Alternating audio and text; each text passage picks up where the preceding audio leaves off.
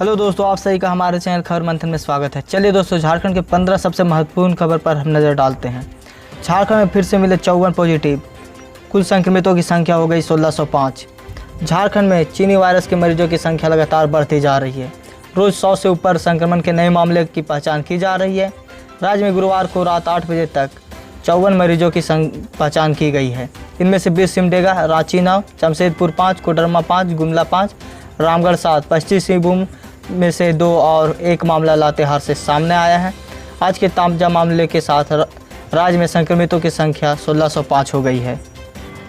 गरीब बच्चों को पढ़ाई के लिए स्मार्टफोन उपलब्ध कराए सरकार। भाजपा विधायक दल नेता बाबूलाल मरांडी ने कहा कि आज तकनीकी का ज़माना है, हर क्षेत्र में इसका बढ़ चढ़ कर उपयोग किया जा रहा है। शिक्षा का क्षेत्र भी इससे अछूता नहीं है। इसीलिए फिलहाल सभी स्कूल अभी बंद है, जिसके कारण सभी स्मार्टफोन में पढ़ाई कर रहे हैं। जो स्थिति दिख रही है उसमें अगस्त से पहले विद्यालयों के खुलने के कोई आसार नहीं दिख रहे हैं। सरकारी स्कूल के बच्चे गरीब हैं, उनके पास निजी स्कूलों के बच्चे की तरह सुविधा नहीं है। सरकार ने ऑनलाइन पढ़ाई की व्यवस्था कराई है, यह सराहनीय है। सरकार को गरीब बच्चों के लिए स्मार्टफोन की व्यवस्था करनी चाहिए। इस संबंध में बाबूलाल ने मुख्यमंत्री हेमंत सोरेन को गुरुवार को पत्र लिखा है। क्या बाबूलाल मरांडी के इस बात से आप सहमत हैं? तो कमेंट में आप अपना राय जरूर दें। हेमंत सरकार ने प्रवासी मजदूरों के लिए ऐलान किया एक बड़ी घोषणा। अगर अभी भी कहीं बाहर फंसे हुए तो झारखंड लौटना चाहते हैं तो दोबारा करा सकते हैं आप रजिस्ट्रेशन।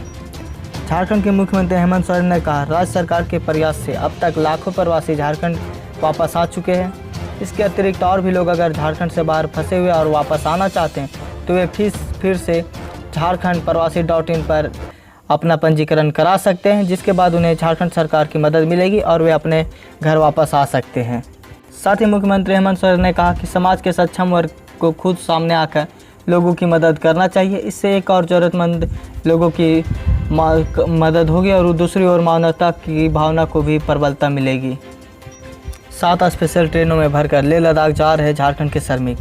12 जून को पहली ट्रेन रवाना करेंगे हेमंत सोरेन। सीमा सड़क संगठन BRO झारखंड के 1000 श्रमिकों को काम करने के लिए लेह लद्दाख ले जा रही है।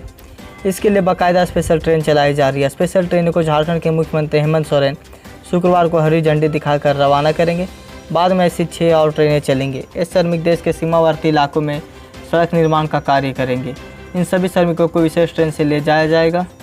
साथ ही प्रस्थान करने से पूर्व इन मजदूरों के बीच लेबर कार्ड का वितरण होगा। प्रवासी मजदूर बनाएंगे सरकारी स्कूलों के यूनिफॉर्म।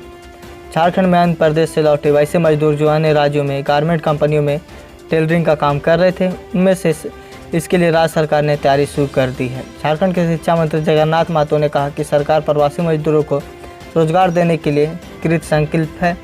उन्होंने कहा कि सरकार ऐसे प्रवासी मजदूरों से जो अन्य राज्यों में गारमेंट कंपनियों में टेलरिंग का काम कर रहे थे, उनसे सरकारी स्कूलों के छात्र छात्राओं के यूनिफॉर्म बनवाने पर विचार कर रही है। चेन्नई से 1037 श्रमिकों को लेकर पहुंची स्पेशल ट्रेन। 14 को आएगी राजधानी एक्सप्रेस।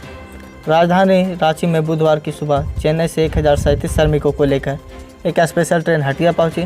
सभी को प्लेटफॉर्म पर सोशल डिस्टेंसिंग का पालन करवाते हुए बाहर लाया गया। उनकी थर्मल स्क्रीनिंग की गई। इसके बाद उनके संबंधित जिलों में की बसों में बैठाकर उन्हें रवाना किया गया। इस ट्रेन से आए सभी लोग अपने अपने जिलों में बने क्वारंटाइन सेंटर में रहेंगे। इधर 14 मई गुरुवार को रांची रेलवे स्टेशन पर रांची दिल्ली राजधानी एक्सप्रेस पहुंची। जन धन योजना, PM गरीब किसान योजना, फ्री LPG सिलेंडर के अलावा इन अन्य राज्यों में सरकारी योजनाओं का अलग से छूट मिल रहा है। देश में लॉकडाउन लगने के बाद केंद्र सरकार ने जनता को राहत देते हुए सीधे उनके खाते में पैसे ट्रांसफ़र करना शुरू किए हैं। इनमें जन धन योजना के तहत जन धन खातों में 500 रुपये महीने जमा किया जा रहा है। इसी तरह प्रधानमंत्री गरीब कल्याण योजना के तहत भी खाते में पैसा भेज रहा है। खास बात यह है कि जन धन खातों की राशि महिलाओं के खातों में दी गई। उज्ज्वला योजना के तहत निःशुल्क LPG कनेक्शन भी बांटे जा रहे हैं, लेकिन आज भी गांव कस्बों में और अंचलों में रहने वाली कई महिलाओं को सरकारी योजनाओं का लाभ नहीं मिल पा रहा है, जिससे उन्हें इसका कोई भी फ़ायदा नहीं हो रहा है। लॉकडाउन दोबारा लगाने पर सरकार हो रही है मजबूर। 1 जून से लागू अनलॉक 1 के 10 दिनों के दौरान देश में चीनी संक्रमण काफ़ी तेज़ी से फैल रहा है। उसे देखते हुए लोगों को एक बार फिर से लॉकडाउन की ज़रूरत महसूस करने लगे। 31 मई को 1,90,000 केस थे और आज 2,78,000 है। इस दौरान संक्रमित और मौत के आंकड़े लगातार रिकॉर्ड तोड़ते जा रहे हैं। ऐसे में कई राज्यों ने संकेत दिए हैं जिनके मद्देनज़र से माना जा सकता है कि सरकार एक बार फिर से लॉकडाउन को आगे बढ़ाने में मजबूर हो सकती है। आप क्या चाहते हैं, लॉकडाउन लगना चाहिए या सभी चीज़ों को खोल देनी चाहिए? आप अपना राय हमें कमेंट में ज़रूर बताएं। झारखंड के दरवाजे पर खड़ा है मानसून। राजधानी रांची सहित राज्य के कई जिलों में गुरुवार को प्री मानसून बारिश से मौसम सुहाना हो गया है। वहीं रांची मौसम विज्ञान केंद्र ने अगले 48 घंटे में झारखंड में मानसून के प्रवेश करने की खुशखबरी दी है। दरअसल बंगाल की खाड़ी में बने कम दबाव का क्षेत्र पश्चिम दिशा की ओर से हो जाने से मानसून के लिए बहुत अनुकूल परिस्थिति बन रहा है। संभावना है कि राज्य में मानसून 12 से 13 जून के बीच प्रवेश करेगा। ओवैसी के मंच से पाकिस्तान जिंदाबाद कहने वाली लड़की को कोर्ट ने बेल देने से इनकार किया।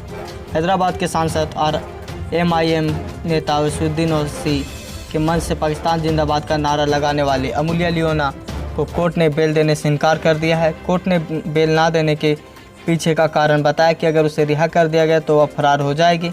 इसी साल 20 फरवरी को बेंगलुरु में आयोजित एक CAA विरोधी प्रदर्शन के दौरान अमूल्या ने एक भाषण देने के पहले पाकिस्तान जिंदाबाद के नारे लगाए थे। बुधवार को इसी मामले में सुनवाई करते हुए कोर्ट ने कहा कि अगर अमूल्या को बेल दी गई तो वह इसी तरह की गतिविधियों में फिर से शामिल हो सकती है, जो बड़े स्तर पर शांति के लिए खतरा है। तो क्या आप अमूल्या लियोना के बारे में आप कुछ कहना चाहते हो तो कमेंट में ज़रूर बताएं। विदेश से 8 लोग समेत 686 श्रमिक पहुँचे लोहरदगा। देश विदेश से झारखंड के प्रवासी श्रमिकों का आना लगातार जारी है। इसी कड़ी में गुरुवार को देश से 8 लोग सहित 686 श्रमिक लोहरदगा पहुँचे। यहाँ पहुँचने पर इन लोगों का स्क्रीनिंग हुआ। इसके बाद 686 लोगों में से 83 लोगों का आइसोलेशन वार्ड और 17 लोगों को होम क्वारंटीन तथा 586 लोगों को होम आइसोलेशन किया गया है। रेलवे ने जारी किया नया दिशा निर्देश। जाने कब से शुरू होगी तत्काल टिकट की सुविधा। 1 जून से रेलवे 200 स्पेशल ट्रेन का परिचालन कर रहा है। इसके सामान्य टिकट की बुकिंग जारी है, लेकिन अब तक तत्काल टिकट की बुकिंग शुरू नहीं हो पाई है।